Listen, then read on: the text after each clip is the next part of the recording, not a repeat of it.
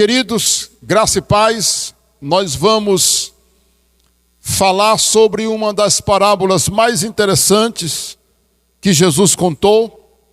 Uma boa parte do ensino de Jesus foi através de parábolas. O conceito de parábola é uma ilustração pegando como base uma experiência do dia comum das pessoas, de uma atividade comum das pessoas. Jesus usou muito as parábolas, tirando em grandes ensinos espirituais das parábolas, ou do cotidiano, das atividades do dia a dia das pessoas. Por isso que ele contou a parábola da ovelha perdida, da dracma, do filho pródigo, e ele contou muitas outras parábolas, e hoje vamos analisar a parábola do trigo e do joio. Evangelho de São Mateus, capítulo 13, a partir do verso 24. Diz assim: outra parábola lhes propôs Jesus, dizendo: o reino dos céus é semelhante a um homem que semeou boa semente no seu campo. Observe essa expressão, boa semente no seu campo. Mas enquanto os homens dormiam, veio o inimigo dele, semeou o joio no meio do trigo e retirou-se. Um homem mau, né, irmãos? Muito bem, o inimigo. E quando a erva cresceu e produziu fruto, apareceu também o joio. Veja que o texto diz que quem produziu foi o trigo e não o joio, porque ele não produz, né? Ok? Versículo 27. Então, vindo os servos do dono da casa, lhe disseram: Senhor, não semeaste boa semente no teu campo? De onde vem, pois, o joio? Joio também significa erva daninha, né, que não tem valor. Ele, porém, lhes respondeu: um inimigo fez isso. Mas os servos lhe perguntaram: queres que vamos e arranquemos o joio? Não, replicou o patrão, para que, ao separar o joio, não arranqueis também com ele o trigo. Ou seja, não dá para arrancar, né? Vai prejudicar muito o trigo. Deixai-os crescer junto até a colheita, e no tempo da colheita direi aos ceifeiros: ajuntai primeiro o joio, atai-o em feixes para ser queimado, mas o trigo recolhei-o no meu celeiro. Por essa parábola até aqui, por essa leitura, a gente percebe que o joio só serve para ser queimado no final das contas, porque ele não tem fruto, ele não produz fruto nenhum, ok? Agora nós estamos diante de uma parábola. Foi isso que Jesus contou. E ele não disse naquele momento nada mais. Só que na sequência, nós temos a explicação da parábola em outro momento. Veja aí, está no versículo 36, a explicação da parábola. Então, despedindo as multidões, foi Jesus para casa. E chegando-se a ele, os seus discípulos disseram: explica-nos a parábola do joio do campo.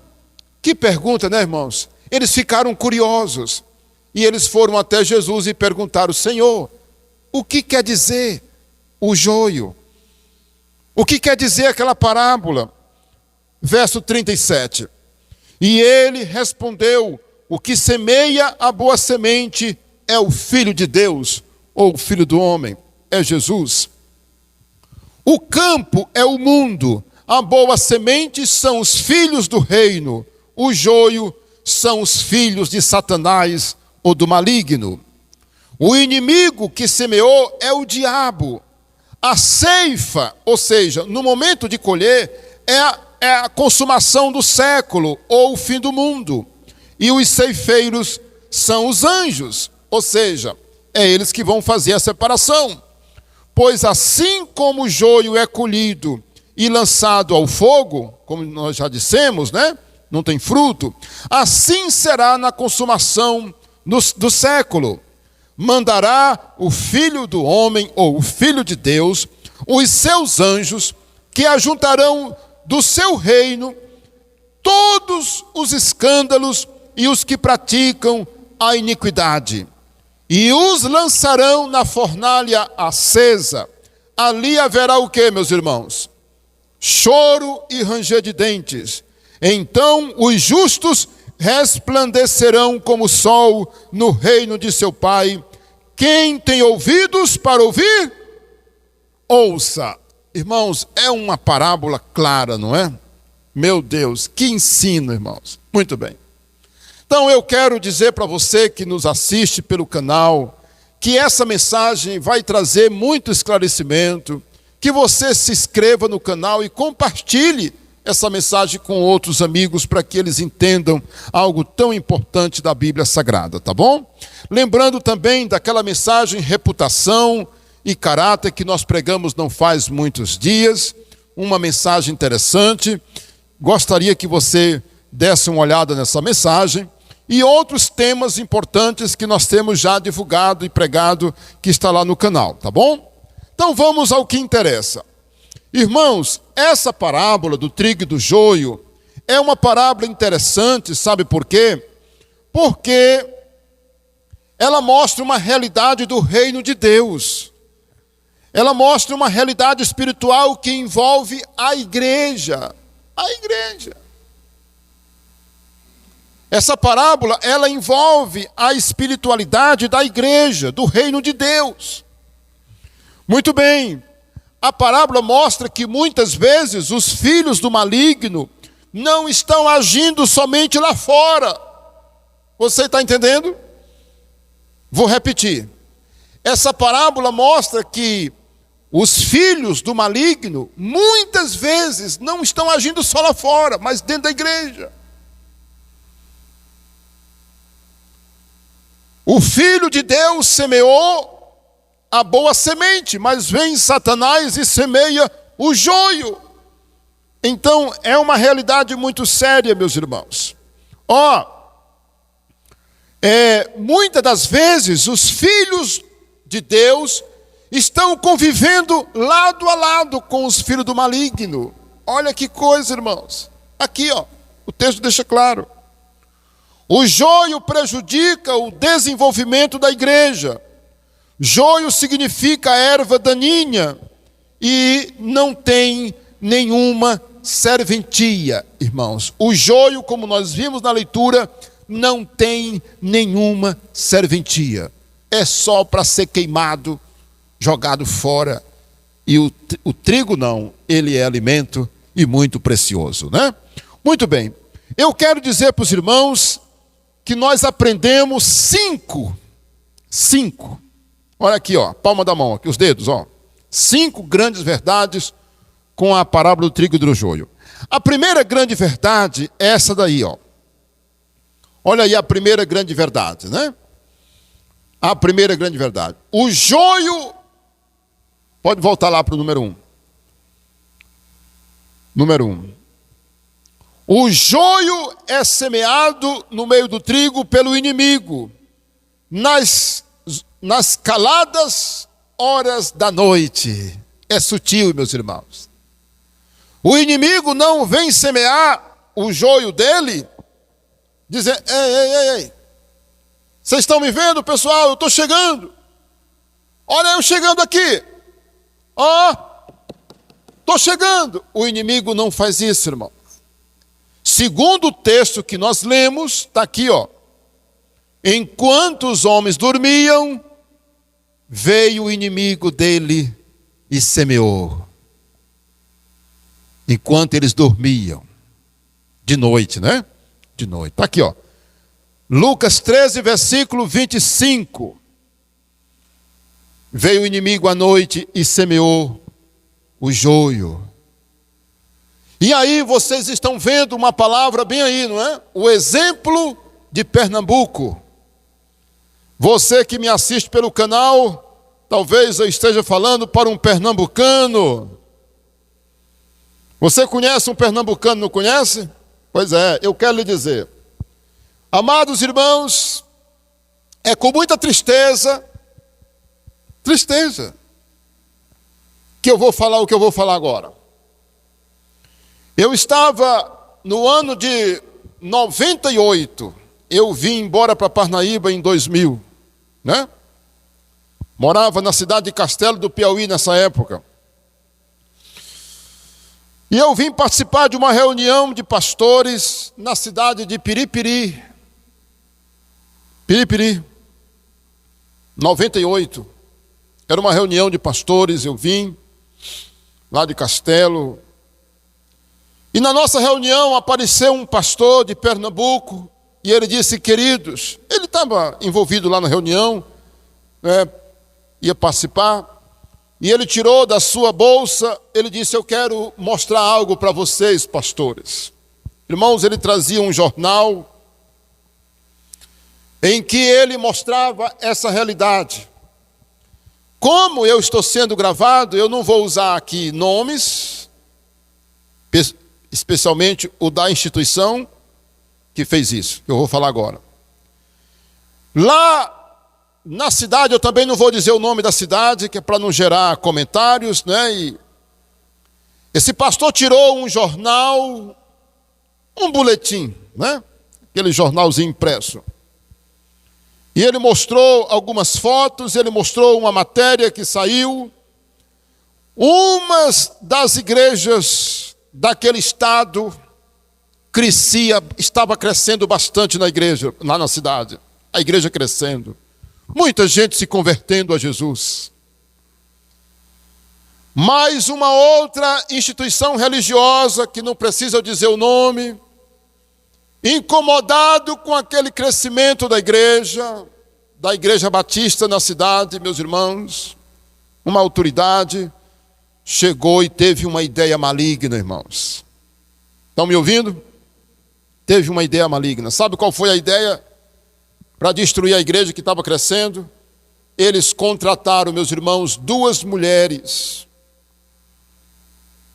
muito formosas, bem parecidas, mulheres novas. Eram mulheres que viviam, meus irmãos, naqueles antros de prostituição.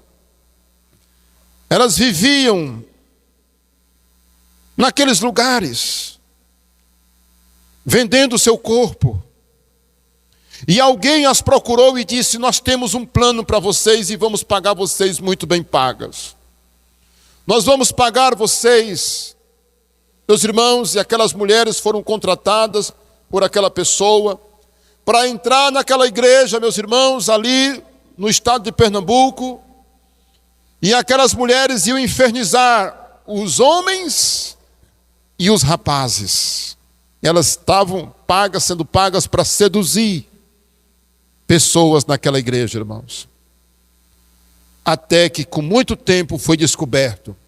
Aquelas mulheres levaram, meus irmãos, muitos homens, seduziram alguns homens, os jovens, elas criavam desculpas: vai me deixar lá em casa, não sei o quê, eu preciso da sua ajuda. E ela fez aquelas 2 mulheres fez um grande movimento que prejudicou a igreja no estado de Pernambuco, irmãos. Eu não estou dizendo o nome da cidade e nem o nome da instituição que fez isso, irmãos.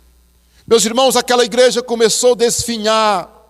Aquela igreja que estava crescendo começou a ter problemas na ordem moral, porque aconteceram alguns casos lá dentro da igreja. Meus irmãos, até que alguém chegou para aquelas mulheres, identificando que tinha algo errado, chegou para ela e disse: quem mandou vocês fazerem isso? Porque elas se passavam de pessoas convertidas, de pessoas cristãs, mas não eram cristãs. Não eram cristãs, meus irmãos. Foram pagas para fazer um ninho de cobra dentro da igreja, meus irmãos. E aquela igreja sofreu muito, irmãos, por causa de escândalos, e etc, e etc. Irmãos, olha, o inimigo, ele semeia o joio. Satanás, ele semeia o joio. Eu quero dizer para os pastores que me assistem, para você, meu irmão, olha, pastores, líderes, todos nós precisamos ficar atentos, irmãos, ao rebanho, ao que acontece. Essa parábola não está brincando, essa parábola está mostrando algo que é muito sério. O joio no meio do trigo. E quem semeia o joio é Satanás. Eu trago também um outro exemplo de uma médica, eu não preciso dizer o nome, talvez você que me assiste já vai dizer, eu sei de quem o pastor Isaías está falando. Mas eu li um livro de uma médica muito respeitada nos Estados Unidos. Ela conta que nos Estados Unidos um bruxo, irmãos, uma pessoa, meus irmãos, que estava incomodado com aquela igreja num determinado bairro daquela cidade, a igreja crescia, a igreja tinha um grande mover de oração, e segundo a escritora, essa doutora, a igreja tinha um culto que dava 300 pessoas, se não me falha a memória, 300 pessoas. Aqui, quando a gente faz culto de oração, dá muito bem menos gente, muito menos. Mas essa igreja lá tinha um culto, meus irmãos, toda semana. Era um mundaréu de gente que ia para orar. E os irmãos oravam com muito fervor. Era uma igreja que orava com muito fervor. E aquela igreja estava sacudindo as bases do inferno naquela cidade. E pessoas envolvidas com satanismo tiveram, meus irmãos, uma ideia: colocar um deles dentro da igreja. Você ouviu bem? Precisa repetir? Eles mandaram alguém do meio deles. Meus irmãos, e segundo aquela escritora, quem veio foi um homem que era médico. Médico. Quando aquele homem chegou na igreja, todo mundo respeitava ele, irmãos, porque sabia que ele era médico. E todo mundo respeitava ele porque ele era médico. E o pastor, fazendo o apelo um dia, perguntou: quem quer entregar a sua vida para Jesus? Quem quer se converter a Jesus? Naquela noite que aquele homem estava, ele levantou a mão dele, irmãos. E a igreja então fez aquela alegria pela chegada dele, mais um novo convertido, um novo irmão. Irmãos, aquele homem fez a classe de batismo. Aquele homem se preparou para o batismo, ele foi batizado, meus irmãos, e depois que ele estava um certo tempo na igreja, que ele ganhou confiança de todo mundo, ele começou a colocar o plano maligno dele para fora. Ele disse: irmãos, olha, essa igreja já se reúne no domingo, já se reúne na escola bíblica, já tem um culto semanal, e como lá é frio, muito frio, né? Ele disse o seguinte: olha, não precisa os irmãos virem para esse culto de oração. Era a força daquela igreja, irmãos, era aquele culto de oração. E aí ele propôs, irmãos, sabe o quê? Ele disse: olha, meus irmãos, eu vou dar uma ideia maravilhosa. Olha, em vez de vocês virem para a igreja orar, cada um ore na sua casa. Reúna pessoas nas suas casas. E não precisa a gente estar todo mundo aqui com dificuldade, no frio, inverno, não sei o quê. Irmãos, eu não sei como ele conseguiu, ele acabou com o culto, irmãos. E aquela igreja, irmãos, começou a fraquejar. Aquela igreja começou a fraquejar. Está no livro dela, está no livro dessa médica. Eu não estou falando aqui para não fazer propaganda, né? E também, para não citar nomes. Mas eu quero dizer para os irmãos que, sim, aquela igreja começou a perder a sua força. Resultado, aquela igreja passou por outros problemas, porque ele começou a criar problema dentro da igreja. O famoso ninho de cobra dentro da igreja, irmãos. E ele trouxe muita confusão. E quando ele falava, as pessoas respeitavam ele, porque ele tinha muito respeito, meus irmãos. E depois, quando aquela igreja começou a sofrer, um dia Deus revelou o que era que estava errado naquela igreja. E ele foi desmascarado. ele foi revelado, irmãos. Aquele criatura, ele era um bruxo, envolvido com coisas malignas, irmãos. E ele levou os problemas para aquela igreja, para você ter uma ideia. Meus irmãos, isso é muito sério, querido, que nós estamos falando. Pronto, eu creio que ficou claro. Vamos agora para o segundo exemplo, ou a segunda grande verdade que nós aprendemos com a parábola do trigo e do joio. O joio se parece demais com o trigo. Então, qual é a grande tática do maligno? É a falsidade, a sedução e o engano. Ele trabalha com isso. Satanás, irmãos, ele nunca vem dizendo que é o capeta. Eu estou chegando, eu sou o capeta, eu sou o demônio, eu sou Satanás. Não, ele usa artifícios do engano, da sedução, para seduzir e etc. E ele trabalha com as falsas aparências ou aparências enganosas. Engana muita gente, porque essa é a tática dele, falsificar, fazer parecer com o que é verdadeiro. Claro, jamais vai enganar os experientes, os agricultores experientes, mas engana certamente os desatentos. Não é verdade? Irmãos, quantas vezes pessoas passam um troco errado, dão uma nota de R$100 pensando que é 2. Desatento. Acontece. Isso acontece demais em caixas. Meus irmãos, as pessoas, olha, tudo que a gente faz, que nós não fazemos com muita atenção, a gente comete erros. No trânsito, quem dirige tem que ter muita atenção, porque se não tiver muita atenção, comete alguma falha, e essas falhas podem ser, inclusive, fatais, mortais, perigosas demais, muito danosas. Então, precisamos ter muita atenção, espiritualmente falando. E aqui vai um alerta para os pastores. Cuidado, pastores. E eu sempre digo que não é só os pastores que têm que ter cuidado, os próprios irmãos, ajudando os pastores. Vamos ter muito zelo e cuidado com o rebanho. Meus irmãos, agora eu quero mostrar uma coisa para vocês. Como é que Jesus chama os falsos, o joio? Em Mateus 7,15, Jesus chama eles de falsos profetas. Você pode abrir comigo aí? Você pode abrir comigo em Mateus capítulo 7, versículo 15. Olha aí o que Jesus disse. Acautelai-vos dos falsos profetas, que se vos apresentam disfarçados em ovelhas, mas por dentro são lobos, roubadores e ladrões. Ficou claro, não ficou? Acautelai-vos dos falsos profetas, porque eles se vos apresentam como lobos, disfarçados de ovelhas.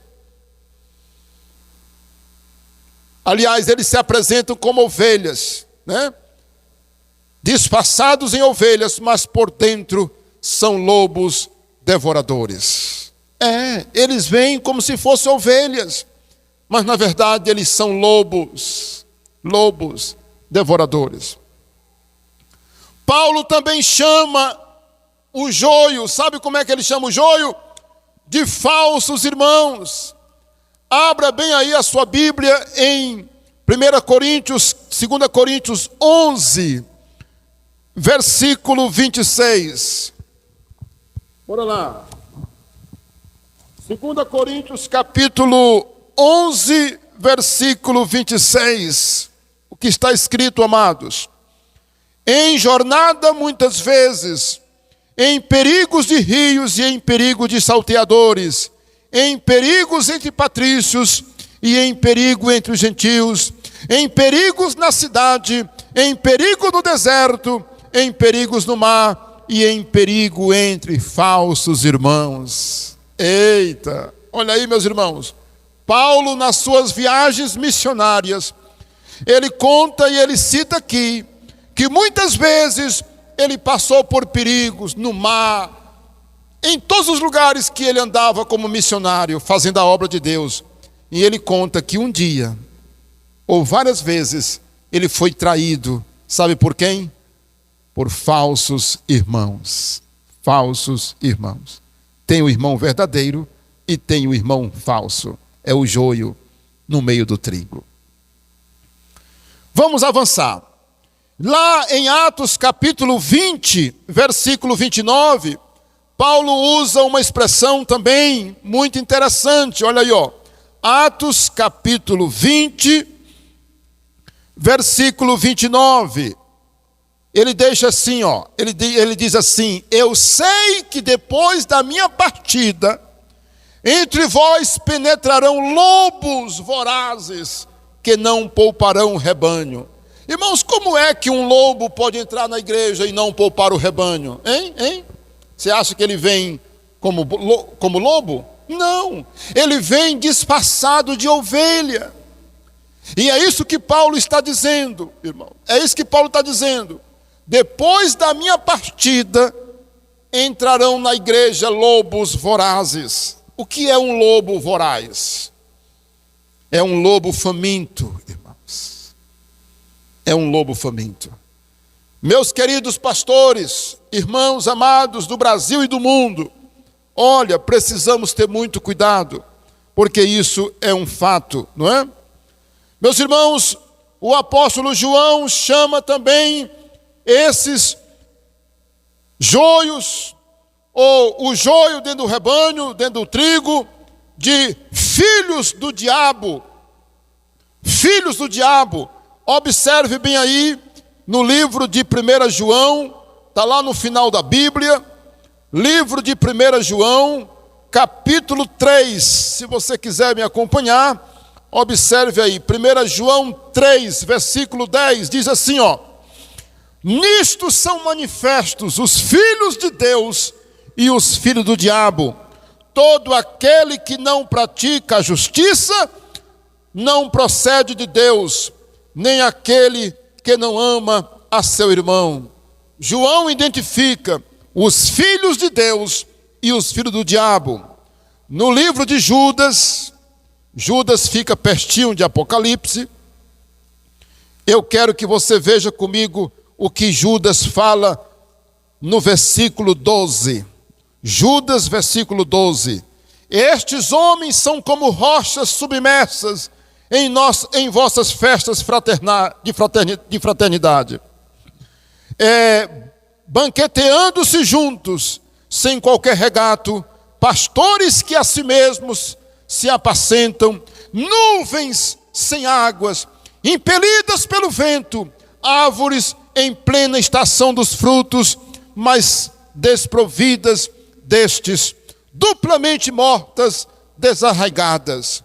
Olha aí, meus irmãos, como o Judas chama o joio em nosso meio.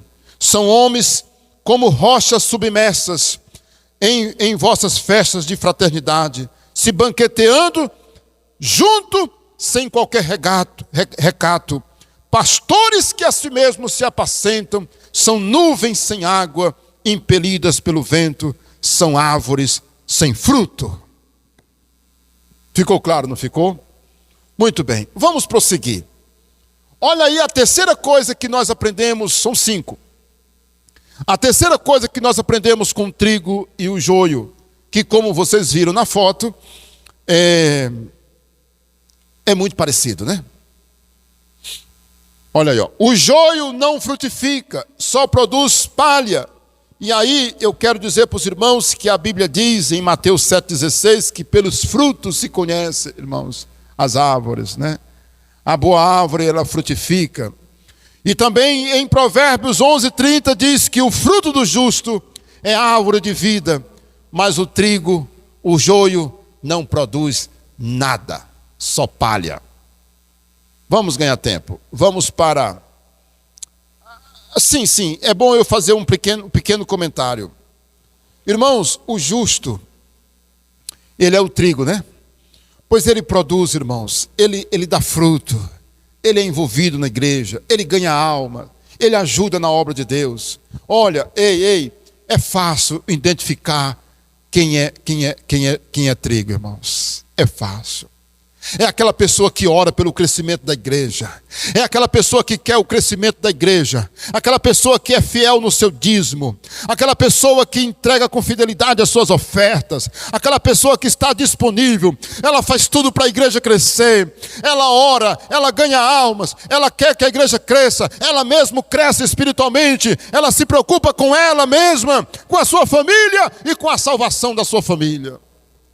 Aí, eu considero que não é muito difícil você identificar, muitas vezes, quem é joio. Porque tem gente que dá tanta prova de que é joio, irmãos, que fica evidente. Não ama a igreja, não ama Jesus, não é fiel, não obedece, tem dificuldade de obedecer, é dura de coração. Está entendendo? É uma pessoa que a gente vê pelas atitudes dela, que ela está aqui, ou ela está no meio, mas ela não faz parte. Não é? Em 1 João, quando eu citei também, Paulo, o apóstolo João também, ele cita que de alguém que saiu do nosso meio porque não era dos nossos. Interessante essa palavra. Pois muito bem, vamos para o número 4. Vamos ganhar tempo. Olha aí o número 4. O joio prejudica o trigo.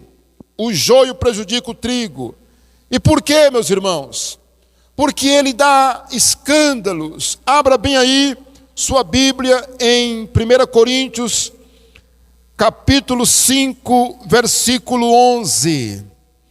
Primeira carta de Paulo aos Coríntios, capítulo 5, versículo 11. Diz assim, mas agora vos escrevo que não vos associeis com alguém que, dizendo ser irmão, for impuro, ou avarento, ou idólatra, ou maldizente, ou beberrão, ou ladrão, com esse tal nem mesmo ainda comais. Ou seja, não faça nem lanche com a pessoa dessa, né?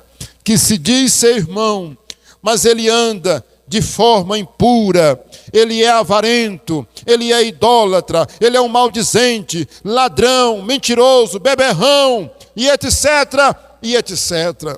Olha, meus irmãos, o joio no meio do trigo, ele prejudica, irmãos, porque ele causa escândalo, irmãos.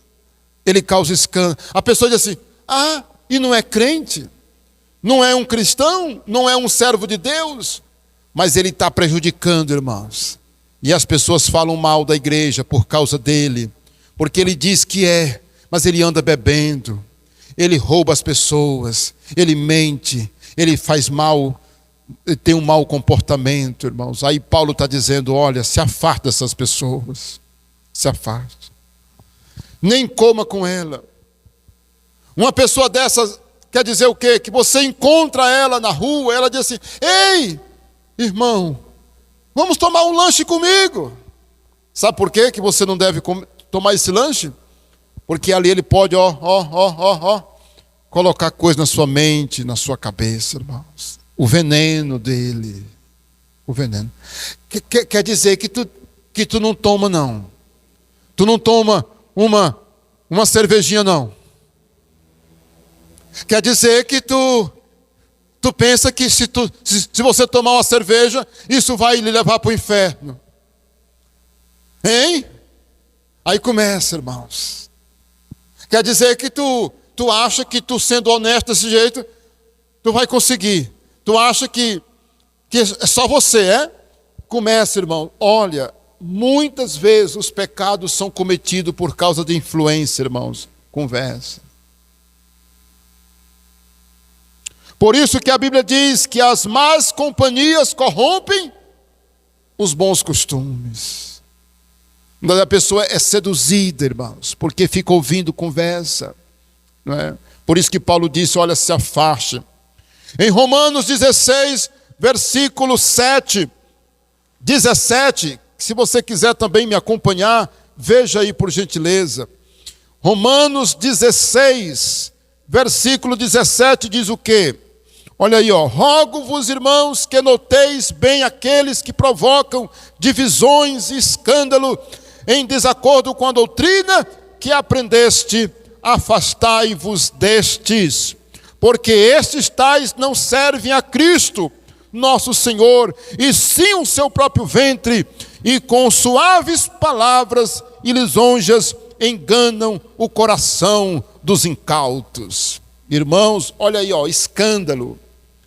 Paulo está dizendo: olha, meus irmãos, tome cuidado com aqueles que provocam escândalos e divisões no vosso meio, andando em desacordo.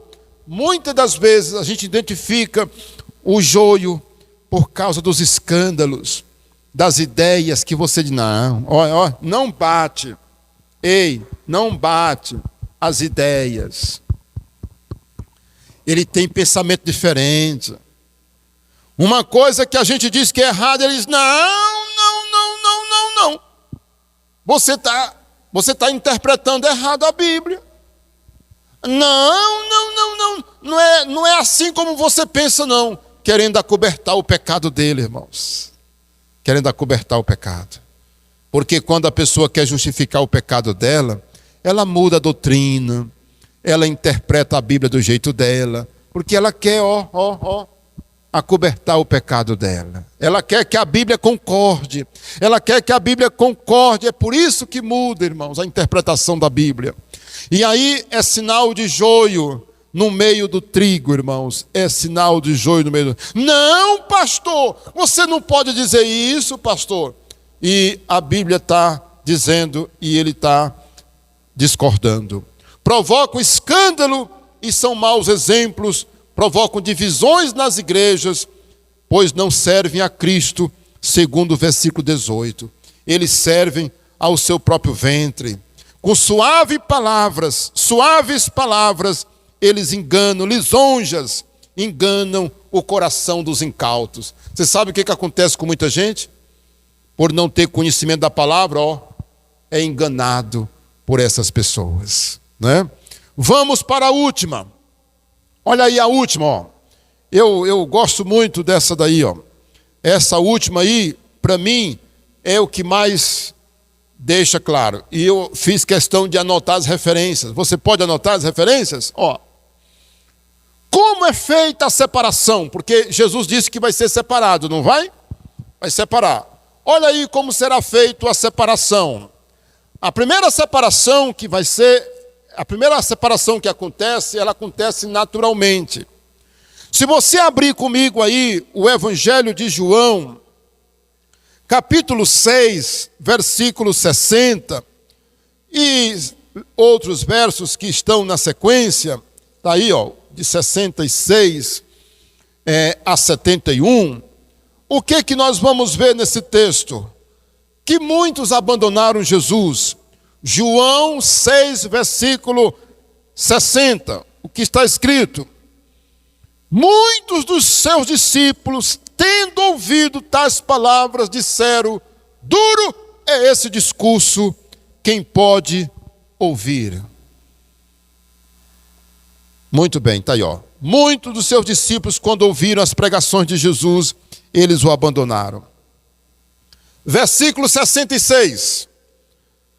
Então, à vista disso, muitos dos seus discípulos o abandonaram e já não andavam com ele. Ei, tem hora que a separação, é natural. Por isso, naturalmente. Ei, quando você vê algumas pessoas, muitas vezes, se desviando, você entende agora? Está me entendendo? Por que você vê pessoas que se desviam dos caminhos de Deus e não querem nem saber mais? Que se desvia e não quer mais nem saber. Ele caiu na real. Ele é joio. O texto diz aqui que abandonaram Jesus e não andavam mais com ele. Sabe o que foi que Jesus disse aqui? Aqui, E Jesus está dizendo bem aqui em João 6 que a carne dele era comida e o sangue era bebida. Estava falando da sua morte. Eles ouviram e disseram: que coisa mais esquisita. Jesus dizer que a carne dele é comida e o sangue dele é bebida. Estou fora, menino. Estou fora, não quero saber. Pode ler em casa. O Evangelho, capítulo 6 de João. Pode ler. Foi só por isso que eles abandonaram. Só por isso, né? Olha aí, ó. Está aí o texto de 1 João 2,19. 1 João está lá no final da Bíblia. Olha o que diz o texto de 1 João 2,19. 1 João 2,19, muito claro também. 2,19, saíram do nosso meio, olha aí, ó. Eles saíram do nosso meio, entretanto não eram dos nossos, porque se tivesse sido dos nossos, teriam permanecido conosco, todavia eles não foram, porque para que ficasse manifesto que nenhum deles era dos nossos. O apóstolo João disse, saíram do nosso meio, porque não era dos nossos. Ficou claro? Então, essa é a primeira separação. Vamos apresentar a segunda. Letra B. Olha aí, ó. Parcialmente. Como acontece a separação parcialmente? Ela acontece com a expulsão da igreja. Quando a igreja tira aquela pessoa que está vivendo de forma errada. Entendeu? Quando a própria igreja faz o trabalho. Olha aí, ó. Está lá em 1 Coríntios capítulo 5. Está lá em Romanos também, 16, versículo 17, quando Paulo manda a gente se afastar dele. Está lá em 2 Tessalonicenses 3,6. Paulo também está dizendo, olha, se afaste, não tenha comunhão com essa pessoa, né? E em 1 Timóteo 5,24 diz que os pecados de alguns são manifestos logo e outros só depois. Mas uma coisa é certa, vai ser revelado. Pode até esconder por um tempo. E por último, irmãos, antes da conclusão, olha aí, ó. Completamente. Qual é a completamente? Aquela que nós vimos em Mateus 13. Quando Jesus disse, os anjos virão e eles separarão. Os anjos. Não vai ser pastor. A separação definitiva, a separação completa, vai acontecer no fim, quando Cristo vier. E Ele vai mandar os anjos. Ele vai se separar completamente. Está lá em Mateus. Que Deus nos abençoe. Aí a conclusão é essa aí, ó. A conclusão. Quem é o trigo? Ou quem é trigo pode virar joio? Tantã, tantã. O que é que você diz? Já está dada a resposta, né? Olha aí, ó. Vocês sabem? Sim, a resposta é sim. Quem é trigo pode virar joio. Está aí uma advertência. Exemplo, Himeneu e Alexandre. Essa referência está em 1 Timóteo, capítulo 1, verso 18. 19, né? 1 Timóteo 1, verso 20. Diz que Himeneu e Alexandre, eles naufragaram na fé e eles estavam andando nas igrejas, pervertendo a fé de muitos, irmãos. Sabe o que eles ensinavam? Eles estavam ensinando que a ressurreição já tinha acontecido.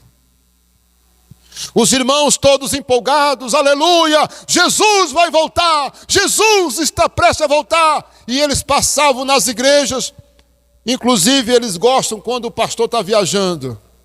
Aí eles chegam, sentam ali, ó, muitas vezes de paletó, de gravata. Ele vê que o pastor não está presente, ele chama para o irmão que está dirigindo a igreja e diz assim, eu posso dar uma palavra? Entendeu? Eu posso falar aí? Acontece demais isso, irmãos. Alexandre e Himeneu, eles andavam dizendo, a ressurreição já aconteceu, não vai mais haver isso não. Meus irmãos, e não é que tem um grupo dizendo que Jesus também já voltou? Misericórdia. Misericórdia, irmão. Já tem gente dizendo que Jesus voltou, irmãos. E ninguém viu. Já pensou, meus irmãos? É muita heresia, né? E aí a outra pergunta é, quem é joio pode virar trigo? O que vocês me dizem? Pode, está aí, ó, pela conversão e arrependimento. Eu quero dizer para você, eu quero dizer para você que me assiste, olha, você pode ter certeza que Deus tem um plano na sua vida. Talvez você está distante de Jesus. Talvez você já até frequentou a igreja no passado, mas você saiu dela. Você hoje está bebendo, fumando, se prostituindo. Você talvez hoje vive no pecado. Eu quero dizer para você, você inclusive já deu até problema em alguma igreja no passado. Você deu problema, você causou algum tipo de problema, mas Jesus ama você ainda. E se você quiser se arrepender, se arrependa. Procure uma igreja séria e volte para Jesus. Irmãos, quem é joio pode virar trigo, irmãos. No mundo físico, não. A natureza da planta, não muda, não. Trigo é trigo, joio é joio. Mas de gente que é joio pode virar trigo. Porque o Evangelho transforma, o Evangelho muda. Quem pode dizer amém? Aplauda forte o Senhor. Ok? Mande essa mensagem, se inscreva no canal, dê o seu like. Em nome de Jesus, um abraço, Deus abençoe.